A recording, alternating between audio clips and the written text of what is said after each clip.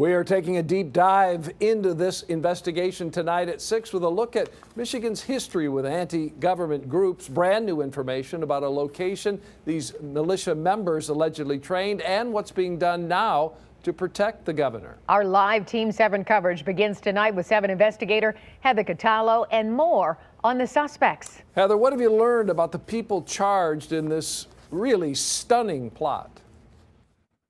It is stunning, Dave and Carolyn. These 13 men are behind bars right now, and sources are telling me these suspects' anti-government views go well beyond the typical ideology of legal militias. They were preparing for something they called the Boogaloo, or a violent uprising against the government.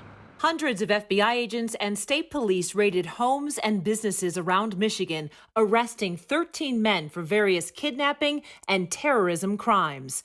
7 Action News was there as the feds searched this home in Heartland, Michigan for hours last night. They also executed a warrant at this home in Lake Orion. The feds charged 5 men from Michigan: Ty Garbin from Heartland, Daniel Harris from Lake Orion, Caleb Franks from Waterford, Brandon Caserta from Canton, Adam Fox from Grand Rapids, and they also arrested Barry Croft from Delaware.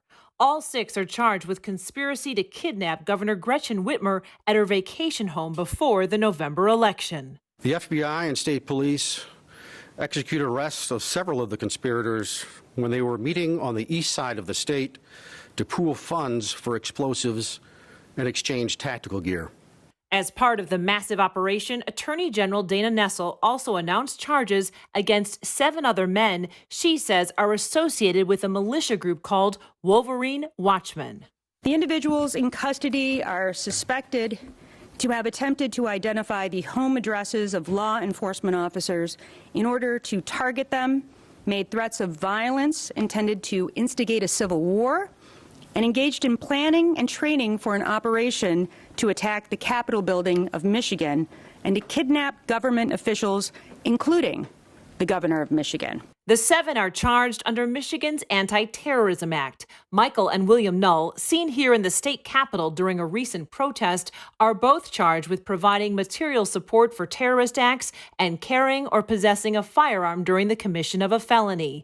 The other men charged include Paul Beller from Milford, Sean Fix from Belleville, Eric Molitar from Cadillac, as well as Pete Musico and Joseph Morrison from Munith. Sources tell the 7 investigators that all men identify less as militia and more as anti-government extremists associated with a movement known as Boogaloo. All of us in Michigan can disagree about politics, but those disagreements should never, ever amount to violence.